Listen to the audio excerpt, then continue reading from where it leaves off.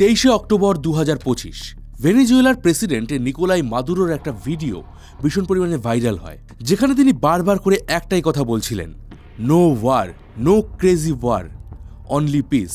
Not war, not war, not war, just peace, just peace, just peace, forever, forever, forever. এবার কথা হচ্ছে, ভেনেজুয়েলার লোকজন খুব বেশি ইংরেজি জানে না, এমনকি নিকোলাই মাদুরো ইংরেজিতে অতটা সড়গড় নন।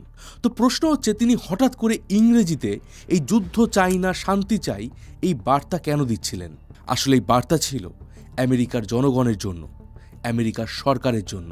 কারণ এই মুহূর্তে আমেরিকার aircraft carrier USS Gerald R Ford ভেনেজুয়েলার খুব কাছাকাছি পৌঁছে গেছে। আর বলে দেয়, এই এয়ারক্রাফট এতটাই পাওয়ারফুল যে এটা পারমাণবিক শক্তিতে চলে।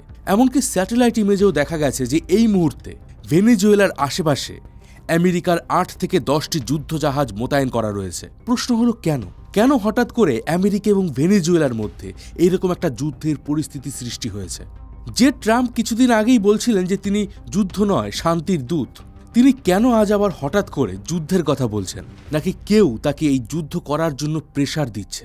রিসেন্টলি ভেনেজুয়েলার নেইবার কান্ট্রি কলম্বিয়ার প্রেসিডেন্ট গুস্তাভো পেদ্রো আমেরিকার এই আগ্রাসন নিয়ে বলেছেন, এই মুহূর্তে ট্রাম্পের সরকারের মধ্যে এমন কিছু লোক রয়েছেন যারা নিজেদের স্বার্থ পূরণের জন্য ট্রাম্পকে ভুল বোঝাচ্ছেন। প্রশ্ন হচ্ছে, কারা সেই ব্যক্তি? আর আজকের দিনে যদি সত্যিই ভেনেজুয়েলার উপর আমেরিকা আক্রমণ করে, তাহলে কি ভেনেজুয়েলা তার প্রতিরোধ করতে পারবে? তারা সামরিক দিক থেকে কতটা শক্তিশালী? আর দক্ষিণ আমেরিকার এত গুরুত্বপূর্ণ একটা দেশ ভেনেজুয়েলা, তাকে যদি ভবিষ্যতে আমেরিকা ক্যাপচার করতে যায়, তাহলে কি চীন এবং রাশিয়া বসে থাকবে? তাদের ভূমিকা কি হতে পারে? তো আমি রয়েছি মিঠুন আপনার সাথে, আর আজ কথা হবে আমেরিকা এবং ভেনেজুয়েলার মধ্যে সৃষ্টি হওয়া এই যুদ্ধর পরিস্থিতি নিয়ে। আর আপনাদের কাছে অনুরোধ রইল, অবশ্যই একটা করে লাইক করে দিন, এবং এই ইন্ট্রোর পরে একটা ছোট্ট প্রমোশনাল পার্ট রয়েছে, অবশ্যই নিজের দায়িত্বে এই প্রোডাক্টগুলো ব্যবহার করুন। আমি মাত্র 15 মিনিটে আয় করেছি 10,000 টাকা। কি বিশ্বাস হচ্ছে না? চলুন দেখে নেই আমি কিভাবে এটা করলাম। রাকেশ ঝুনঝুনওয়ালা এবং বিজয় কোডিয়ার মতো ট্রেডাররা ভারতের স্টক মার্কেট থেকে বিশাল পরিমাণে সম্পদ কামিয়েছেন, কিন্তু তার জন্য তাদের বছরের পর বছর ধরে এই জিনিসটাকে শিখতে হয়েছিল। আর এই জন্যই এআই ট্রেডিং এর মতো টুলসগুলো আজকের দিনে গেম চেঞ্জার হয়ে গেছে। পকেট ব্রোকার হলো একটা গ্লোবাল ট্রেডিং প্ল্যাটফর্ম, আর এখানকার যে অ্যালগোরিদমগুলো রয়েছে সেগুলো বিলিয়ন বিলিয়ন ট্রেডার এবং ট্রেডিং এর ডাটা থেকে ভিত্তি করে তৈরি করা হয়েছে। এখানকার এআই রিয়েল টাইম মার্কেট বিশ্লেষণ করে, এটা প্রাইসের মুভমেন্ট, ট্রেন্ড এবং ট্রেডারদের অ্যাক্টিভিটি লক্ষ্য করে, এবং আপনাকে একটা বেস্ট সাজেশন দেয়, ট্রেডের দিক, ট্রেডের বন্ধের সময়, আত্মবিশ্বাসের মাত্রা, সবকিছু। সুতরাং এআই আপনার হয়ে সমস্ত ধরনের জটিল ক্যালকুলেশনগুলোকে সামলায়, আপনাকে শুধুমাত্র সিগন্যাল ফলো করতে হবে। তাই আমি নিজেই এটা পরীক্ষা করার সিদ্ধান্ত নিয়েছি। আর যখন আমি দেখলাম যে ট্রেডটা সত্যি লাভে বন্ধ হয়েছে, আমার ধারণা পুরোপুরি পাল্টে গেছে। আর এই মুহূর্তে অনেক বেশি সংখ্যক মানুষ এটা ট্রাই করছেন। তো প্রশ্ন হচ্ছে, আপনি এটা কিভাবে করবেন? আপনি এখানে আপনার পছন্দের যে কোনো উপায় ডিপোজিট করতে পারেন। আপনি এখানে ইউপিআই কার্ড এমনকি ক্রিপ্টোর মাধ্যমে ডিপোজিট করতে পারবেন। আর আপনি একবার আপনার ব্যালেন্স টপ আপ করলে আপনি এআই ট্রেডিং এর অ্যাক্সেস পেয়ে যাবেন। এবার দেখুন, এখানে এআই একটা সিগন্যাল দিল এবং আমি এটাকে অনুসরণ করলাম, আর এটা হলো তার ফলাফল। এখানে আপনি প্ল্যাটফর্মে সরাসরি প্রতিটা সিগন্যাল ফলো করতে পারবেন। পকেট ব্রোকার 8 বছরেরও বেশি সময় ধরে ভারতে কাজ করছে এবং রিয়েল ইউজারদের থেকে আজকের দিনে অনেক লক্ষ লক্ষ পজিটিভ রিভিউ পেয়েছে। আপনিও কি নিজে এআই ট্রেডিং ট্রাই করতে চান? তাহলে এখনই ডিসক্রিপশন বক্সে দেওয়া লিঙ্কে ক্লিক করুন, আর আমার প্রোমো কোড ব্যবহার করুন ROMA11, আর আপনি পেয়ে যাবেন আপনার প্রথম ডিপোজিটে 100% বোনাস। আমার সাজেশন, আপনি সামান্য পরিমাণে টাকা দিয়ে শুরু করুন, ট্রাই করে দেখুন যে কিভাবে এআই আপনাকে একটা স্মার্ট ট্রেডিং করতে সাহায্য করবে। তো চলুন এবার শুরু করা যাক আজকের ভিডিও। 2 সেপ্টেম্বর 2025 আমেরিকান নেভির একটা টিম ভেনেজুয়েলার কাছে থাকা ক্যারিবিয়ান সাগরের উপর থেকে যাওয়ার সময় একটা নৌকার উপর অ্যাটাক করে, ফলে সেই নৌকাটা ডুবে যায়, আর তার মধ্যে থাকা 11 জন যাত্রীর প্রত্যেকেই মারা যান। পরে আমেরিকান আর্মি দাবি করে যে এই নৌকায় করে আমেরিকায় ড্রাগস পাচার করা হচ্ছিল, কিন্তু আজকের দিন পর্যন্ত আমেরিকার সরকার বা আমেরিকান নেভি এই যে ড্রাগস পাচারের আরোপ এনেছিল, তার হয়ে একটাও প্রমাণ দিতে পারেনি।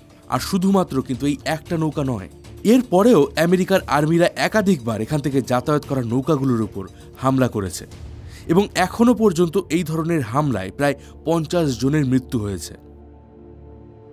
আর যখন আমেরিকার প্রেসিডেন্ট ডোনাল্ড ট্রাম্পের কাছে এই হামলার বিষয় জিজ্ঞাসা করা হয়, তিনি এক অদ্ভুত কমেন্ট করেন। তিনি দাবি করেন যে ভেনেজুয়েলা থেকে পাচার করা ড্রাগসের ওভারডোজে গত বছর 2024 সালে আমেরিকায় প্রায় 300 মিলিয়ন অর্থাৎ প্রায় 30 কোটি মানুষ মারা গেছে। কিন্তু প্রশ্ন হচ্ছে, যেখানে আমেরিকার জনসংখ্যাই মাত্র 34 কোটি, সেখানে 30 কোটি মানুষ ড্রাগসের ওভারডোজে মারা গেল, অথচ সারা বিশ্ব জানতে পারলো না। এটা কি আদৌ সত্যি? তো এখানে ক্লিয়ারলি বোঝা যাচ্ছে যে ডোনাল্ড ট্রাম্প ভুল কথা বলছেন। এবার আপনার মনে প্রশ্ন আসতে পারে, তাহলে কি ড্রাগসের ওভারডোজে আমেরিকায় মানুষ মারা যাচ্ছে না? যাচ্ছে। ইউনাইটেড নেশনের একটা ডেটা অনুযায়ী 2023 সালে সারা বিশ্ব জুড়ে প্রায় 3700 টন কোকেন উৎপাদন করা হয়েছিল। আর এই পুরো কোকেনের বেশিরভাগটা এসেছিল কলম্বিয়া এবং বলিভিয়া থেকে। কিছুদিন আগে এই ড্রাগস পাচার নিয়ে আমি একটি ভিডিও বানিয়েছিলাম, যেখানে দেখিয়েছিলাম যে কিভাবে ড্রাগস পাচারকারীরা সাবমেরিনের মাধ্যমে এই ড্রাগস দক্ষিণ আমেরিকা থেকে নর্থ আমেরিকায় পৌঁছে দেয়। আর এখানেও ক্লিয়ারলি দেখা গিয়েছিল যে রুটগুলো দিয়ে ড্রাগস পাচার করা হয় সেগুলো যায় পেরু, ইকুয়াডোর এবং কলম্বিয়া দিয়ে। আর এই সবের মধ্যে আমেরিকার ভেতরে যে পরিমাণে ড্রাগস প্রবেশ করে তার প্রায় 80% আসে কলম্বিয়া থেকে। অন্যদিকে ভেনিজুয়েলা, যে দেশটার উপরে আজকের দিনে আমেরিকা অ্যাটাক করতে চাইছে, সেখান থেকে আনুমানিক ড্রাগস প্রবেশ করে মাত্র 10% বা তারও কম। তো আশা করি ক্লিয়ারলি বুঝতে পারছেন যে এই যুদ্ধের পেছনে ড্রাগস নয়, বরং আছে কোনো হিডেন এজেন্ডা। তো প্রশ্ন হচ্ছে, কি সেই হিডেন এজেন্ডা যার জন্য আজকের দিনে ট্রাম্প ভেনিজুয়েলার উপরে আক্রমণ করতে চাইছেন? তো এর উত্তর হচ্ছে তেল। Our story begins in the New World in Venezuela, where mounting oil riches are bringing modern benefits to its capital, Caracas. প্রথম বিশ্বযুদ্ধ চলাকালীনই ভেনিজুয়েলার মারাকাইবো লেকের ধারে পেট্রোলিয়ামের একটা বিশাল বড় ভান্ডার আবিষ্কার হয়েছিল। এর ফলে রাতারাতি দেশটার ইকোনমি গ্রো করতে শুরু করে। আর বলে দেই, আজকের দিনে ভেনিজুয়েলা বিশ্বের সবথেকে বড় তেলের ভান্ডার, যাদের কাছে 300 বিলিয়ন ব্যারেলেরও বেশি পরিমাণে তেল মজুত রয়েছে। আর এই তেলের ভান্ডারের উপর দীর্ঘদিন ধরেই আমেরিকার নজর রয়েছে। আর সেই কারণেই আমেরিকা একাধিকবার ভেনিজুয়েলার গভর্নমেন্টকে নিজেদের কন্ট্রোলে নেওয়ার চেষ্টা করেছে। এবার এই ইতিহাসটা কিন্তু বেশ বড়, আমি শর্ট করে একটু আপনাদেরকে বলছি। কোল্ড ওয়ার চলাকালীন আমেরিকা প্রতিনিয়ত চেষ্টা চালিয়ে গেছে যে ভেনিজুয়েলা যেন কোনোভাবে সোভিয়েত ইউনিয়নের কন্ট্রোলে না চলে যায়। এমনকি 2002 সালে একবার ভেনিজুয়েলার কমিউনিস্ট লিডারের বিরুদ্ধে আমেরিকার CIA একটা অভ্যুত্থান করেছিল, কিন্তু সেই অভ্যুত্থান বানচাল হয়ে যায়। আর তারপর থেকে আজ পর্যন্ত এখানে সরকার কখনোই আমেরিকার পক্ষে ছিল না। ইভেন আজকের দিনেও আমেরিকা ভেনিজুয়েলার উপরে এত পরিমাণে স্যাংশন চাপিয়েছে যে দেশটার অর্থনীতি পুরোপুরি ভেঙে গেছে। নইলে একবার ভাবুন, যে দেশটার কাছে পৃথিবীর সবচেয়ে বেশি পরিমাণে তেল রয়েছে, আজ সেই দেশটাই পৃথিবীর একটা অন্যতম গরিব কান্ট্রি। তো এবার আমরা ফিরে আসি কারেন্ট সিনারিওতে। এই বছরের শুরুর দিকেই ভেনিজুয়েলার প্রেসিডেন্ট নিকোলাই মাদুরো অভিযোগ করেছিলেন যে আমেরিকা ভেনিজুয়েলার সরকারের বিরুদ্ধে ষড়যন্ত্র করছে এবং তাকে আমেরিকার সরকার ক্ষমতা থেকে সরাতে চায়। আর এই দাবি কিন্তু কিছুটা হলেও সত্যি, কারণ 2024 সালে প্রেসিডেন্সিয়াল ইলেকশনে জিতে মাদুরো টানা 3 বারের জন্য ভেনিজুয়েলার রাষ্ট্রপতি হয়েছেন। কিন্তু আমেরিকা সহ বেশিরভাগ ওয়েস্টার্ন কান্ট্রিগুলো এই ইলেকশনের বিরুদ্ধে জালিয়াতির অভিযোগ এনেছে। এমনকি আমেরিকা সহ ওয়েস্টার্ন কান্ট্রিগুলো ভেনিজুয়েলাকে একটা ডিক্টেটরশিপ ঘোষণা করেছে। আর আপনাদেরকে বলে দেই, এই মুহূর্তে ভেনিজুয়েলার ভেতরে বেশ কয়েকটা সংস্থা এবং বেশ কয়েকজন ব্যক্তি এখানে স্বৈরাচারী শাসনের বিরুদ্ধে আন্দোলন করছে। আর তাদের মধ্যে একজন হলেন মারিয়া করিনা মাচাদো, যাকে আবার এই বছরই নোবেলের শান্তি প্রাইজ দেওয়া হয়েছে। এমনকি মাদুরো এটাও দাবি করেছেন যে 2024 সালে CIA তাকে কিডন্যাপ করার চেষ্টা করেছিল, যার জন্য এক CIA এজেন্ট মাদুরোর পাইলটকে মোটা টাকা অফার করেছিল, যাতে তারা মাঝ রাস্তায় প্লেনের ডিরেকশন ঘুরিয়ে প্লেনটাকে এমন কোনো জায়গায় নিয়ে যাবে যেখানে US আর্মি সহজেই মাদুরোকে অ্যারেস্ট করতে পারবে। আর মাদুরো এটা বলেন যে একদম শেষ মুহূর্তে সেই পাইলট সেই CIA এজেন্টকে ধোঁকা দিয়ে দেয়, ফলে মাদুরো বেঁচে যান। আশা করি বুঝতে পারছেন যে আমেরিকা এবং ওয়েস্টার্ন কান্ট্রিগুলো ঠিক কিভাবে ভেনিজুয়েলার সরকার বদল করতে হেল্প করছে। এবার এই বিষয়টা তো আমরা মোটামুটি সবাই জানি যে আমেরিকা ভেনিজুয়েলার তেল চায়, তাই তারা এখানকার সরকারকে বদল করতে চাইছে। কিন্তু আমেরিকার এই যে ভেনিজুয়েলার প্রতি ক্ষোভ, এর পেছনে কিন্তু তেল ছাড়াও আরো বেশ কিছু কারণ রয়েছে, যেগুলোর বিষয়ে খুব কম মানুষ জানে। তো চলুন এবার সেগুলো জেনে নেওয়া যাক। আমেরিকার স্যাংশনের কারণে ভেনিজুয়েলার অর্থনীতি লাগাতার খারাপ হয়ে যাচ্ছে। উল্টে এখানে যে অথরিটেরিয়ান গভর্নমেন্ট রয়েছে তার কারণে এখানে প্রচুর পরিমাণে কারাপশন বেড়ে গেছে, ফলে এখানে দারিদ্রতা বেড়ে গেছে। এই কারণে ভেনিজুয়েলার বহু মানুষ এই দেশটা ছেড়ে পালিয়ে যাচ্ছে এবং তারা ইল্লিগালি আমেরিকায় প্রবেশ করছে। 2023 সালের একটা রিপোর্ট অনুযায়ী এই মুহূর্তে আমেরিকায় প্রায় 1,40,00,000 মানুষ ইল্লিগালি বসবাস করছে। আর অনুমান করা হয় এর মধ্যে প্রায় 4,86,000 মানুষ ভেনিজুয়েলা থেকে এসেছে। এবার ট্রাম্প যখন ভোটে দাঁড়িয়েছিলেন তখন তার প্রধান মোটো ছিল মেক আমেরিকা গ্রেট অ্যাগেন, অর্থাৎ মাগা। এখানে তিনি বলেছিলেন যে তিনি ক্ষমতায় এলে আমেরিকাতে যে অবৈধ অনুপ্রবেশকারীরা রয়েছে তাদেরকে তিনি দেশ থেকে বের করে দেবেন। আর রিসেন্টলি ভেনেজুয়েলার সঙ্গে এই যে যুদ্ধের পরিস্থিতি, এটা ট্রাম্পের সেই উদ্দেশ্যকে অনেকটা সহজ করে দিয়েছে।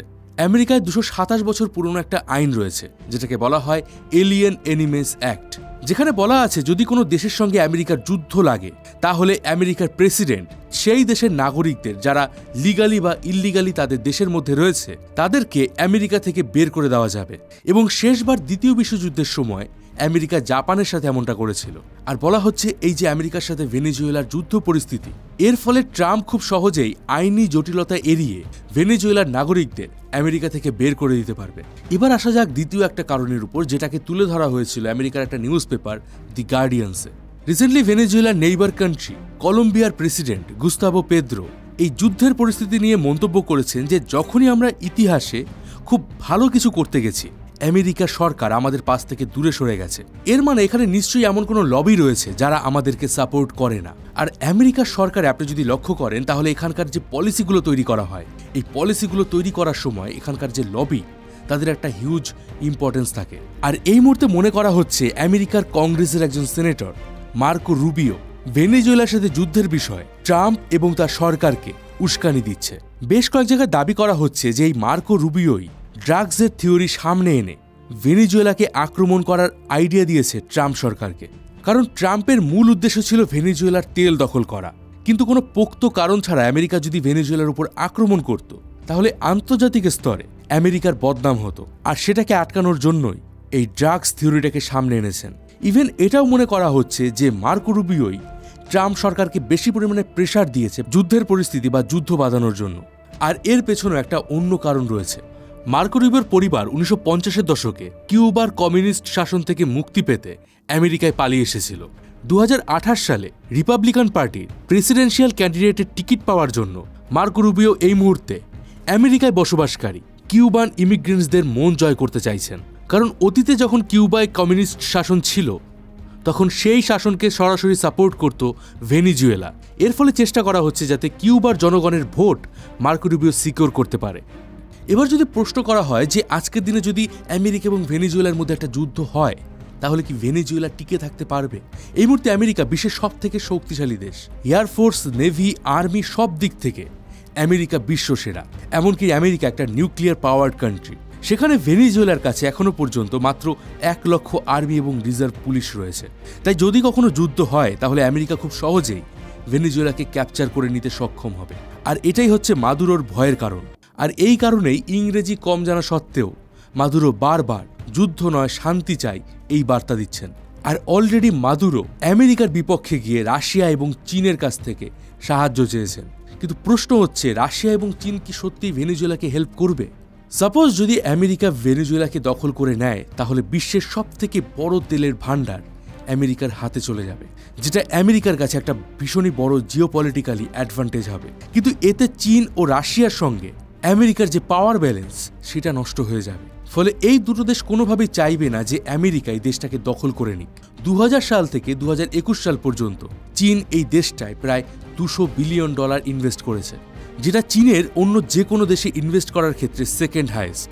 আবার পাশাপাশি দেখা গেছে গত 10 বছরে রাশিয়াও ল্যাটিন আমেরিকায় তাদের প্রভাব বিস্তার করার চেষ্টা করেছে। ভেনেজুয়েলা, চিলি এবং আর্জেন্টিনার মতো বিভিন্ন দেশের সঙ্গে পুতিন ডিফেন্স ডিল করেছেন। আর লেটেস্ট পাওয়া নিউজ অনুযায়ী রাশিয়া তাদের বেশ কয়েকটা যুদ্ধ বিমানকে অলরেডি ভেনেজুয়েলায় পাঠিয়ে দিয়েছে। এমনকি রাশিয়া তাদের ভাড়াটে সৈন্যবাহিনী ওয়াগনার গ্রুপকেও মাদুরো সিকিউরিটির জন্য ভেনেজুয়েলাতে পাঠাচ্ছে। তাই হতে পারে যেভাবে ইন দ্য পাস্ট ইউক্রেন যুদ্ধ নিয়ে আমেরিকা এবং রাশিয়া একটা প্রক্সি ওয়ার শুরু করেছে, ঠিক সেভাবেই ভেনেজুয়েলা হতে পারে ভবিষ্যতের ইউক্রেন। আর বলে দেই, এটা কিন্তু ভারত সহ সারা বিশ্বের জন্য একটা ভীষণই খারাপ সংকেত। কারণ এই মুহূর্তে আমেরিকা ইরানের উপর স্যাংশন চাপিয়েছে, ভেনেজুয়েলার উপর স্যাংশন চাপিয়েছে, ইভেন রাশিয়ার তেল কেনার উপরেও স্যাংশন চাপিয়েছে। আর আপনারা জানবেন যে ভারতের বেশিরভাগ খনিজ তেল আমরা বাইরে থেকে ইম্পোর্ট করি। ফলে ভেনেজুয়েলায় যদি একটা বড়সড় যুদ্ধের পরিস্থিতি তৈরি হয় তাহলে তেলের দাম আকাশ ছোঁয়া হয়ে যাবে, আর তার প্রভাব ইভেনচুয়ালি আমাদের মতো সাধারণ মানুষের উপরে এসে পড়বে। তো আপনার কি মনে হয়, ট্রাম্প কি সত্যিই ভেনেজুয়েলার উপর আক্রমণ করতে চলেছেন, নাকি তিনি এবারও ট্যাকল করবেন? কমেন্ট বক্সে আপনার মতামত অবশ্যই জানাবেন। এই সময় আপনার মাথায় একটা প্রশ্ন আসতে পারে যে আমেরিকা কতটা শক্তিশালী, আমেরিকাকে কি যুদ্ধে হারানো সম্ভব? এই বিষয়ে আমাদের একটা ডিটেল ভিডিও রয়েছে, আপনি চাইলে দেখতে পারেন এখানে ক্লিক করে। তো দেখা হবে পরের ভিডিওতে, ততদিন ভালো থাকবেন, সুস্থ থাকবেন, আর আমি ছিলাম মিঠুন আপনার সাথে।